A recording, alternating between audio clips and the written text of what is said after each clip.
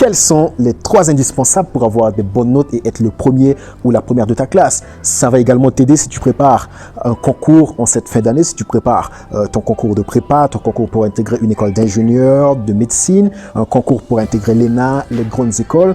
Ces points vont grandement t'aider.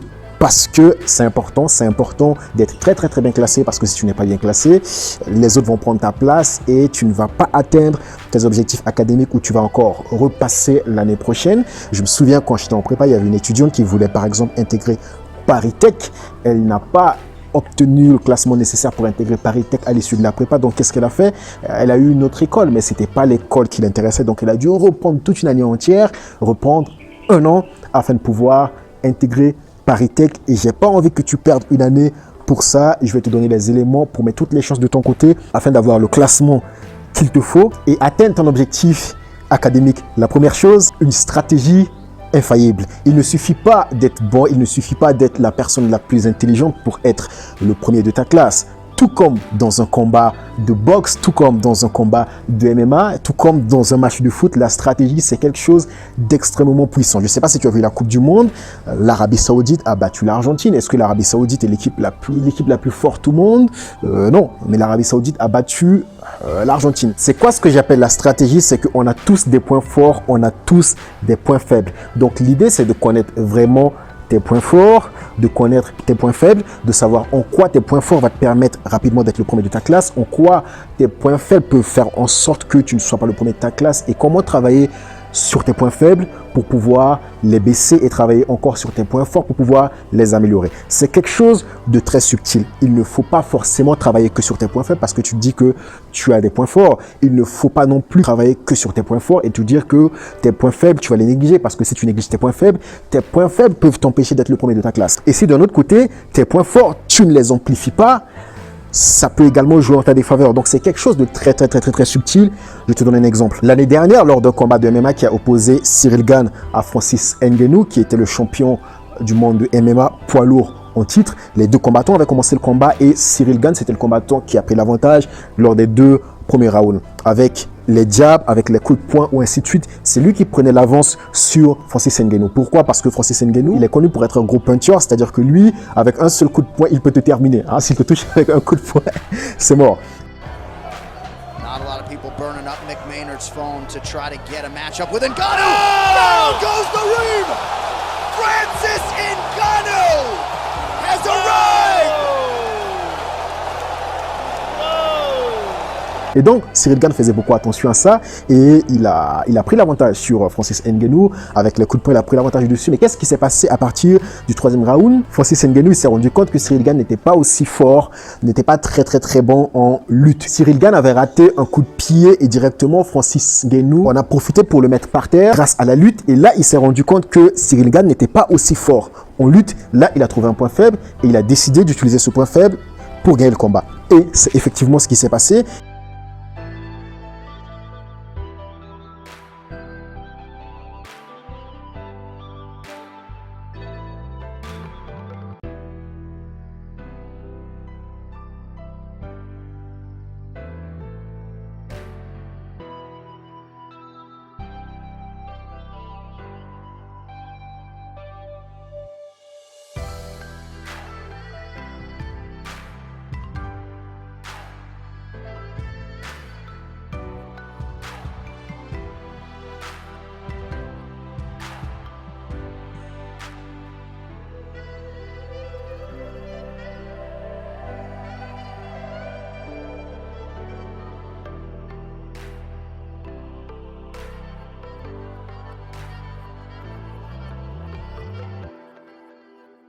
Il s'est rendu compte qu'il a été plus fort que Cyril Gane en lutte et il a décidé d'utiliser ce point faible pour gagner le combat. Et c'est pareil si tu veux être major de ta promo, c'est que si tu as des prétendants, si tu as dans ta classe des personnes qui sont susceptibles d'être également le premier de ta classe, l'idée c'est d'identifier les points sur lesquels tu peux les dominer, des points sur lesquels tu peux les dominer, des matières dans lesquelles tu peux les dominer, tu peux créer un gros écart qui va faire qu'à la fin du semestre, tu vas avoir des notes plus élevées qu'au final et c'est ce qui va faire que tu vas être le premier de ta classe.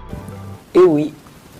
Et si tu veux savoir comment moi j'ai fait durant mes études, je t'invite à cliquer sur le premier lien dans la description. Je mets plusieurs ressources à ta disposition qui sont directement disponibles dans la description. 2. L'apprentissage. Il ne suffit pas d'apprendre tes cours pour apprendre. Apprendre, c'est déjà bien. Ça, c'est le premier pas. Tu dois te demander quelles sont les techniques d'apprentissage qui sont les plus propices, les plus efficaces pour toi. Quelles sont les techniques d'apprentissage qui produisent le meilleur rendement. Quelles sont les techniques d'apprentissage qui vont te permettre d'apprendre de la bonne manière, qui vont te permettre de retenir. Quand je dis apprendre de la bonne manière, c'est-à-dire qui vont te permettre d'apprendre les concepts les plus importants de tes cours avec le minimum de temps possible, surtout dans le sens où tu as énormément de cours. Moi, quand j'étais en prépa, pareil, même en école d'ingénieur, durant toutes mes études, en plus, si tu fais des études scientifiques comme moi, tu as énormément de cours. On va te donner énormément de cours et les profs nous aident pas dans ce tâche-là. Alors, je sais qu'être prof, c'est un métier très, très, très difficile, mais des fois, lorsque j'ai des profs qui me donnent des polycopiés comme ça à apprendre, je me dis que certains profs, ils peuvent te rendre la tâche plus facile. Mais bon, l'idée c'est que toi, tu essaies de faire de ton mieux pour rendre l'apprentissage facile pour toi. Mais lorsque tu vois tout ça, c'est que tu as énormément de cours à apprendre. Et l'idée, c'est de piocher les techniques d'apprentissage. Il existe plein de techniques d'apprentissage. Donc l'idée, c'est de choisir les techniques d'apprentissage qui vont te permettre d'apprendre le plus efficacement possible, qui vont te permettre de perdre le moins de temps possible à apprendre, d'aller à l'essentiel, d'apprendre l'essentiel de ce qu'il te faut, mais surtout de les mémoriser. Alors, il suffit pas de les mémoriser juste pour faire le par cœur pour les mémoriser, mais de comprendre les choses. Une fois que tu les comprends, être capable de les restituer lors des études de cas, lors d'examens. Et pour ça, tu dois également faire appel à ta mémoire. Donc, tu as des capacités de mémorisation qui vont également être mises en jeu dans ce processus. Et si ton processus d'apprentissage n'est pas encore en point, tu perds énormément en avantage par rapport à un étudiant qui a une technique d'apprentissage optimisée. Alors, quand je dis apprentissage, j'englobe le tout. J'englobe la compréhension de tes cours, la mémorisation et la restitution. C'est quelque chose que tu dois vraiment optimiser. Et le dernier point, c'est ta discipline d'aller jusqu'au bout. Parce que le chemin pour être le premier de sa classe, c'est un chemin, alors je ne vais pas dire pénible, parce que, alors moi j'ai pris du plaisir durant ce chemin, mais c'est un chemin qui va être exigeant. C'est un chemin qui va demander de la résilience. C'est un chemin qui va te demander de la discipline. C'est un chemin qui n'est pas facile. Tu vas avoir des pertes de motivation à certains moments. À certains moments, tu n'auras pas envie d'étudier. À certains moments, tu vas voir que tout l'investissement que ça va te donner, ça ne va pas être facile à chaque fois. Alors oui, tu vas me trouver des exemples des étudiants qui ne vont rien faire et qui vont être le premier de leur classe comme ça, des personnes qui naturellement ont un QI de 200, même si j'extrapole un petit peu, mais ce n'est pas le cas de tout le monde. Ce n'est pas le cas de tout le monde, ça c'est 1-2% de la population. Il m'est arrivé de rencontrer des étudiants comme ça qui ne font pas grand-chose, qui vont être le premier de leur classe. Donc sur le processus pour être le premier de ta classe, pour préparer un concours, un examen qui est exigeant, des fois tu ne vas pas avoir envie. Et des fois, tu vas avoir envie de ne rien faire. Des fois, ça va être très dur. Des fois, tu ne vas pas être motivé. Et c'est dans ces situations que tu dois sortir le meilleur en toi. C'est dans ces situations que tu dois te surpasser. C'est dans ces situations que tu dois te discipliner. Et je sais que c'est pas facile. Et je suis passé par là. Quand j'étais en prépa, des fois, je me suis dit, pourquoi je me suis mis dans ce bourbier? Quand je vois la tonne de choses que je dois faire. En plus, moi, je travaillais à côté de mes études pour payer mon loyer, pour payer mon transport, ainsi de suite. Des fois, je rentrais du soir, quand je rentrais à 3h du matin, des fois, il n'y avait plus de métro. Je faisais des inventaires pour une entreprise à Lyon. Je faisais des inventaires pour une entreprise à Lyon.